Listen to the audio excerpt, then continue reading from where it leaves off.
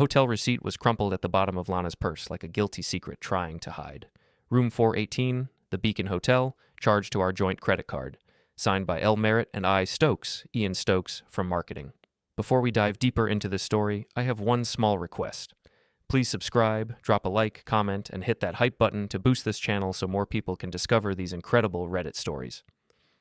I sat in our kitchen at 7:30 on a Tuesday morning, coffee growing cold in my hands, staring at this piece of paper that had just blown up my marriage like a financial grenade. The irony wasn't lost on me. After 15 years as an accountant, it was a receipt that finally added up to the truth about my wife.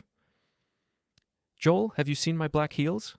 Lana called from the bedroom, her voice carrying that fake cheerfulness she'd been using lately. The same tone she used when she talked about her late marketing meetings and client dinners that somehow required overnight stays. I folded the receipt carefully and slipped it into my wallet. "Which black heels? The ones you wore to your last work conference, or the ones you wore to room 418? The silence from the bedroom was so complete I could hear the neighbor's dog barking 3 houses down. Lana appeared in the doorway 30 seconds later, still in her bathrobe, makeup half done. Her face had gone the color of old newspaper. "What did you say?" "Room 418, Beacon Hotel. You and Ian Stokes. Last Thursday night." I pulled out my phone and typed quickly. "Tell Ian from marketing I said hi. Room 418, correct? I'm texting you the receipt details now." Her phone buzzed on the counter. She looked at it like it might explode. "Joel, I can explain. I'm sure you can. You always were creative with numbers. Just not as creative as you are with the truth." She rushed toward me, her robe falling open slightly, desperation making her movements clumsy. "It's not what you think. Ian and I, we were just... affair. The word you're looking for is affair, Lana, in room 418, on our credit card." The slap came fast, but I'd been expecting it. I caught her wrist before her hand reached my face. "Careful," I said quietly. "Assault leaves marks. And unlike adultery, it's actually illegal in Massachusetts." She jerked her hand away, tears starting to flow. Real tears, or the kind she used to use when she wanted to return something without a receipt? After 12 years of marriage, I honestly couldn't tell anymore. "Joel, please. We need to talk about this like adults." "Adults don't charge hotel rooms for affairs to their spouse's credit card, Lana. Adults get divorced first." I stood up, grabbed my jacket from the back of the chair, and headed for the door. Behind me, I could hear her starting to sob.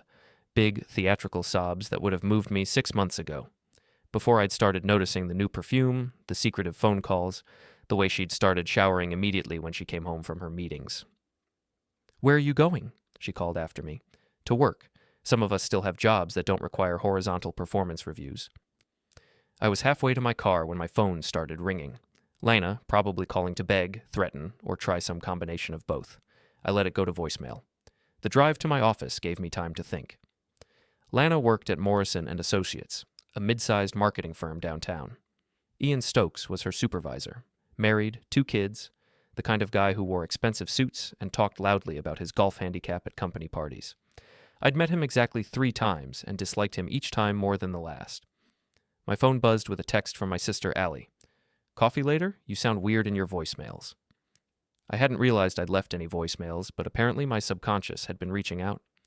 Allie tended bar at a place in South End and had an uncanny ability to read people's bullshit from across a crowded room. If anyone could help me figure out my next move, it would be her. "Yeah. Murphy's at 6. Bring your bullshit detector." That bad? Worse. At the office, I tried to focus on quarterly reports and tax preparations, but my mind kept wandering back to that receipt. Room 418. I found myself wondering if they'd ordered room service, or if they'd laughed about charging it to my card, if Lana had worn the black dress I'd bought her for our anniversary. My phone rang around 11. Lana again. "Joel, please pick up. I know you're angry, but we can work through this," I answered on the 4th ring. "Can we? Because I'm looking at our credit card statement, and there are 3 other hotel charges I don't remember taking you to. Want to explain those too?" Silence. "That's what I thought. Don't call me at work again, Lana, and don't be at the house when I get home. We'll talk when I'm ready to talk." "You can't kick me out of my own house. Watch me. And Lana, next time you want to cheat on your husband, use your own credit card. The joint account is frozen as of 20 minutes ago." I hung up and immediately called my bank. By lunch, I'd moved our savings to a separate account in my name only, frozen the joint checking, and canceled her access to our shared credit cards. 15 years as an accountant had taught me that money talks louder than apologies, and right now, I wanted Lana to hear exactly how loud silence could be. My phone buzzed with another text. "You bastard. I can't even buy lunch," I typed back. "Ask Ian. I'm sure he's good for a sandwich." The rest of the day passed in a blur of spreadsheets and phone calls, but underneath it all, I could feel something cold and calculating taking shape in my mind. Lana thought she could humiliate me, spend my money on her affair, and then cry her way back into my good graces. She was about to learn that accountants don't just balance books, sometimes we balance scales. Murphy's Tavern was the kind of place where bartenders remembered your drink and your problems with equal accuracy.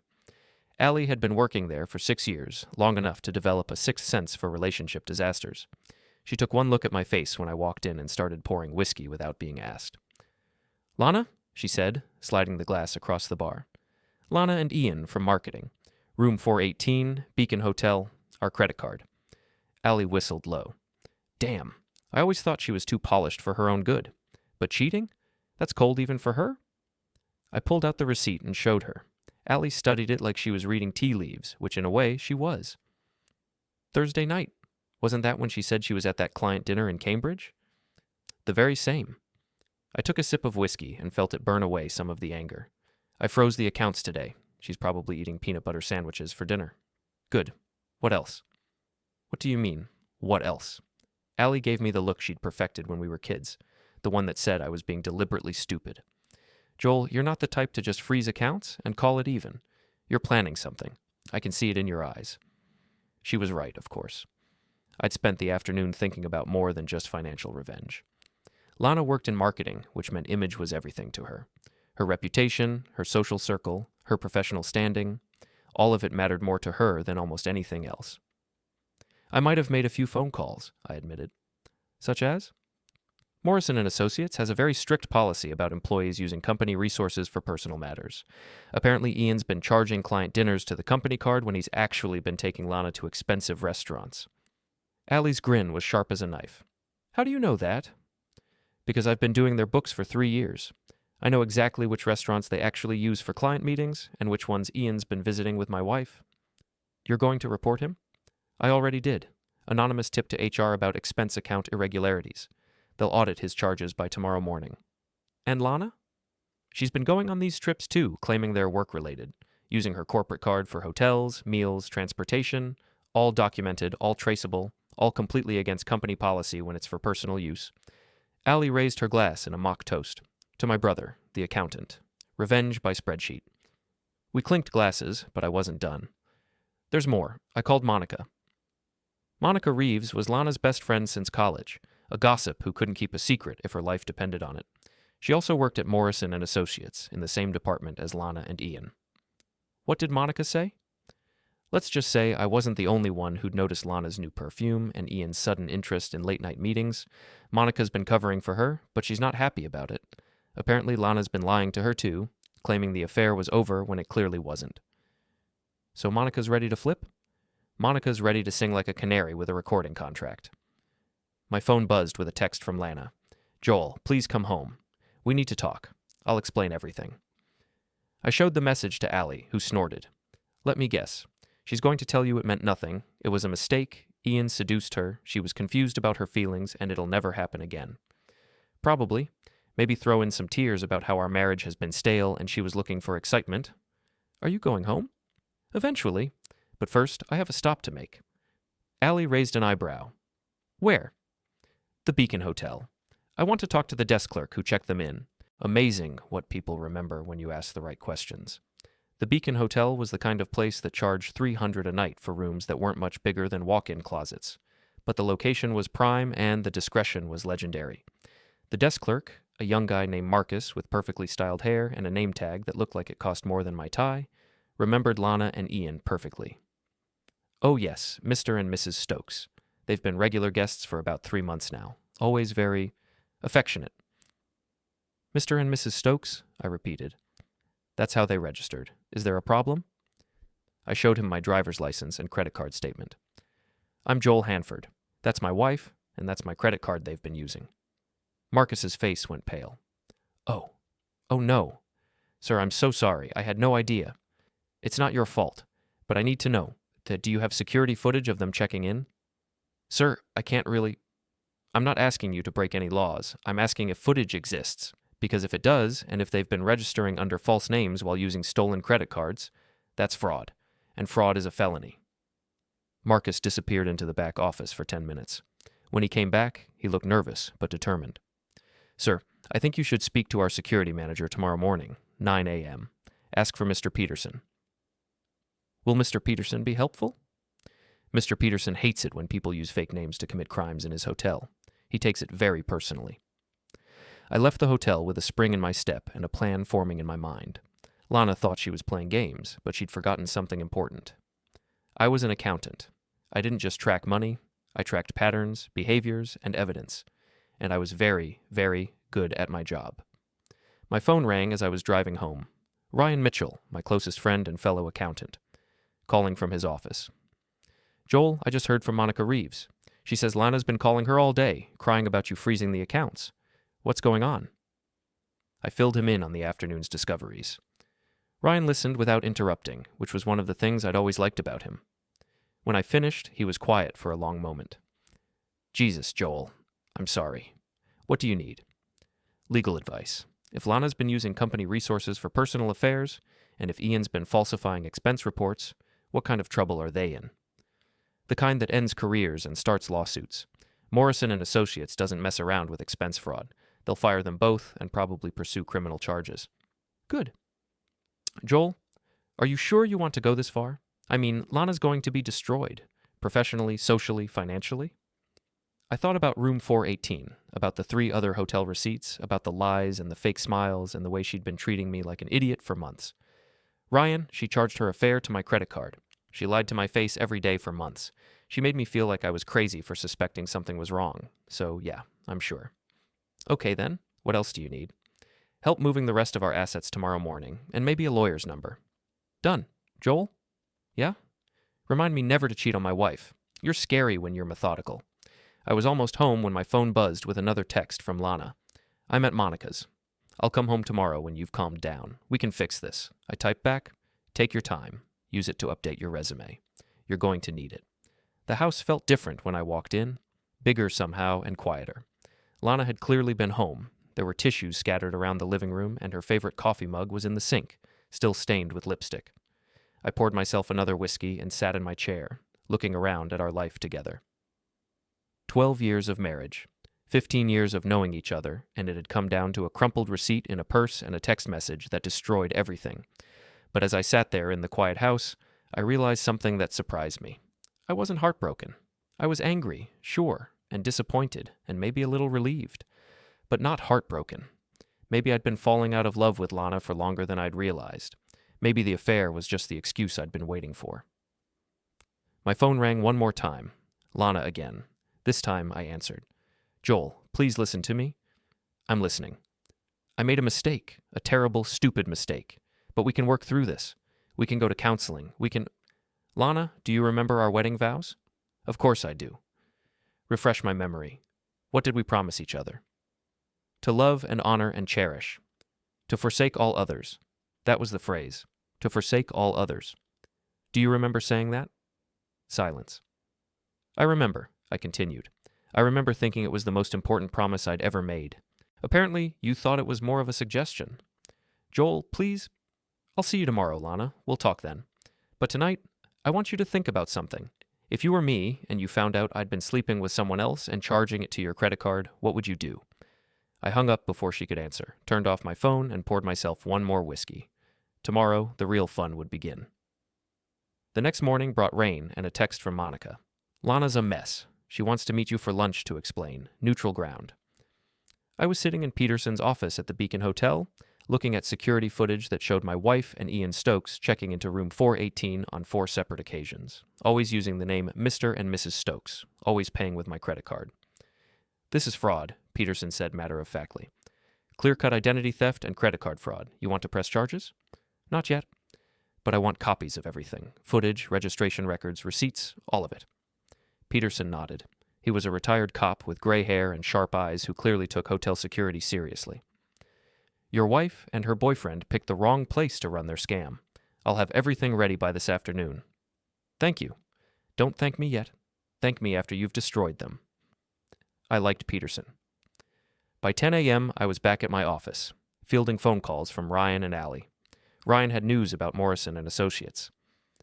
They started the audit this morning. Ian's already been called into HR twice. Word is, they found irregularities going back 6 months. And Lana? She called in sick. Apparently, she's too emotionally distraught to come to work. Convenient. Allie called an hour later with different news. I talked to Monica last night. She's ready to spill everything, but she wants to meet with you first. She's scared about her job. Tell her to meet me at Murphy's at 5, and tell her to bring everything, texts, emails, photos, whatever she's got. She's got photos? Monica documents everything, remember? She probably has pictures of Lana and Ian together at company parties, restaurants, hotels. She just never realized she was building a case file. At noon, my phone rang. Lana. Joel, Monica says you'll meet me for lunch. Thank you. I know we can work this out. I never agreed to lunch, Lana. But Monica said, Monica was wrong. I'm not ready to see you yet. When will you be ready? I looked at my calendar, thinking about Peterson's evidence, Monica's information, and the HR investigation that was probably tearing Ian apart at that very moment. Tomorrow night, 7 p.m., Murphy's Tavern. That bar where your sister works? Joel, that's not neutral. It's the only offer you're getting. Take it or leave it. She took it. The rest of the day crawled by. I tried to focus on work, but my mind kept wandering to tomorrow night's confrontation. What would I say? How much did I want to reveal about what I'd discovered? How far was I willing to push this? At 5 p.m. sharp, Monica walked into Murphy's looking like she hadn't slept in days. She was usually put together in that aggressive way that marketing people perfected, but today her hair was pulled back in a messy ponytail and her makeup couldn't quite hide the dark circles under her eyes. Joel, I'm so sorry, she said before she even sat down. I should have told you months ago. Tell me now. Monica opened her purse and pulled out her phone. For the next hour, she showed me everything. Text messages between her and Lana talking about the affair, photos from company events where Lana and Ian were clearly more than colleagues, emails where Lana had asked Monica to cover for her absences. She told me it was just a fling, Monica said. She said it would be over by Christmas, then by New Year's, then by Valentine's Day. She kept saying she was going to end it, but it just kept going. Did she ever say she was going to leave me? No. She said she loved you, but that you'd gotten boring. She said Ian made her feel young and exciting. And you believed that? Monica looked miserable. I wanted to believe it. Lana's been my best friend since college. I didn't want to think she was capable of this. What changed your mind? Last week, she asked me to lie to you directly. She wanted me to call you and tell you she was at my place having a girls' night when she was actually at the hotel with Ian. That's when I realized she wasn't just cheating, she was making me an accomplice. I studied Monica's face. She looked genuinely remorseful, but I'd learned not to trust appearances where Lana's friends were concerned. What else aren't you telling me? Monica hesitated, then pulled up another text thread. Ian's wife doesn't know, but she's suspicious. She's been asking questions about his late nights and business trips. What's her name? Sarah. Sarah Stokes. She's nice, Joel. She doesn't deserve this any more than you do. I made a mental note to find Sarah Stokes' contact information. If I was going to destroy Ian's life, his wife deserved to know why. Monica, I need you to do something for me. What? Tomorrow night, Lana and I are meeting here to talk. I want you to be here too, but I want you to stay at the bar. Don't interfere. Don't try to mediate. Just listen. Can you do that? Why? Because Lana's going to lie to me. She's going to try to minimize what she's done, blame me for our problems, and convince me that this is all just a big misunderstanding. And when she does, I want a witness who knows the truth. Monica nodded slowly. Okay, I can do that. Good. And Monica, after tomorrow night, your friendship with Lana is probably going to be over. Are you prepared for that? She looked down at her phone, scrolling through months of lies and cover-ups and excuses. Yeah, she said quietly. I think it's already over. That night, I sat in my empty house and planned exactly what I was going to say to Lana. I wasn't going to yell or cry or beg. I was going to be calm, methodical, and absolutely ruthless. She treated our marriage like a business transaction, charging her affair to my account and expecting me to pay for her betrayal with my dignity. Tomorrow night, she was going to learn that I'd kept very careful records of everything she owed me, and the bill was coming due. Lana arrived at Murphy's 10 minutes late, which was typical. She'd dressed carefully, the blue dress I'd always liked, subtle makeup, her hair styled the way she knew I preferred. She looked beautiful and vulnerable and sorry, which was exactly the look she'd been going for. Too bad I'd spent the day reviewing security footage of her checking into hotels with another man. "Joel," she said, sliding into the booth across from me, "thank you for agreeing to meet." I nodded toward the bar, where Monica was pretending to read her phone while obviously listening to every word. "I see you brought backup." "Monica's here for moral support. This is hard for me too, you know?" "I'm sure it is. Having your affair exposed must be very stressful." Lana flinched. "It wasn't an affair. It was a mistake. A series of mistakes. 4 hotel rooms over 3 months. That's not a mistake, Lana. That's a relationship." "How do you—" She stopped, her face going pale. "You've been investigating me." "I've been protecting myself. There's a difference." I pulled out my phone and showed her the photos Peterson had given me, security stills of her and Ian in the hotel lobby, looking very much like a couple checking in for a romantic getaway. "Room 418 wasn't your first time at the Beacon Hotel. It was just the first time you were careless enough to leave the receipt where I could find it." Lana stared at the photos like they were evidence of a crime, which in a legal sense they were. "Joel, I can explain." "Then explain. Explain how you justified lying to me every day for 3 months. Explain how you decided it was okay to charge your affair to my credit card. Explain how you looked me in the eye and made me feel crazy for suspecting something was wrong. I never meant for it to happen. Ian and I were working late on the Morrison campaign, and we started talking, and one thing led to another. Bullshit." The word came out harder than I'd intended. Lana jerked back like I'd slapped her. "Excuse me?" "I said bullshit.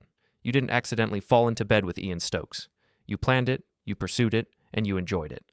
Don't insult my intelligence by pretending otherwise." Tears started forming in her eyes. Real tears this time, I thought, but tears of frustration and anger rather than remorse. "Fine. You want the truth?" "Yes, I pursued Ian. Yes, I enjoyed it. Do you know why?" "Enlighten me." "Because he makes me feel alive. Because he's exciting and spontaneous and passionate, and you're... I'm what?" "You're boring, Joel. You come home every night and read financial reports. You watch the same TV shows, eat the same food, go to bed at the same time. You're like a human spreadsheet." I felt something cold and sharp settle in my chest. "I see. So this is my fault." "I didn't say it was your fault. You just said I was so boring that you had no choice but to sleep with your boss and charge it to my credit card. Don't be crude." "Crude? Lana, you've been committing adultery and credit card fraud for 3 months. I think crude is exactly the right tone for this conversation." She leaned forward, reaching for my hand. I pulled it away before she could touch me. "Joel, please. I know I made mistakes, but we can fix this. We can go to counseling, take a vacation, start fresh. I'll end things with Ian completely." "You don't have to end things with Ian. He's going to be fired tomorrow." The color drained from her face. "What?" "Morrison and Associates finished their audit today. Ian's been falsifying expense reports for 6 months, charging personal meals and hotels to the company account. They're firing him for cause and pursuing criminal charges." "You did this. You reported him." "I reported expense fraud, which is exactly what it was. The fact that the fraud was connected to your affair is just a coincidence." "You bastard." "Careful, Lana. We're in public." She looked around the bar as if suddenly remembering where we were. Several other patrons were watching our conversation with obvious interest. Allie was behind the bar, pretending to clean glasses while clearly listening to every word. "What do you want from me?" Lana asked quietly. "I want you to tell me the truth. All of it. How long has this been going on? How many times? Where else have you been meeting?" "Joel..." "All of it, Lana, because I already know most of the answers, and if you lie to me again, this conversation is over." She was quiet for a long moment, staring down at her hands. When she looked up, her face had changed. The fake vulnerability was gone, replaced by something harder and more honest. 6 months, she said. "It started at the company Christmas party. We've been meeting twice a week, sometimes more. Hotels, his apartment when Sarah's out of town, once at our house when you were visiting your mother." "Our house?" "Your precious home office. Seemed appropriate." The casual cruelty of it hit me like a physical blow. She'd brought Ian into our home, into the space where I worked every day, and she'd done it specifically to hurt me. "Why?" I asked. "Because I could. Because you trusted me completely and never questioned anything I told you. Because it was exciting to have a secret that big." "And now?" "Now I'm caught, and you're going to divorce me and take everything, and Ian's going to lose his job, and my life is basically over." "Yes," I said simply. That's exactly what's going to happen. Lana stared at me for a moment, then laughed. It wasn't a happy sound. You know what the funny thing is? Ian said you'd never find out. He said you were too trusting, too naive. He called you the accountant, like it was a joke. What did you call me? My husband, right up until I didn't want you to be anymore.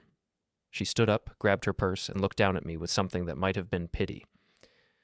I hope you're happy, Joel. You've destroyed 2 marriages, 2 careers, and God knows how many lives, all because you couldn't handle the fact that your wife wanted more than what you could give her. Lana, she stopped, halfway to the door. Ian's wife knows. I called Sarah this afternoon and told her everything.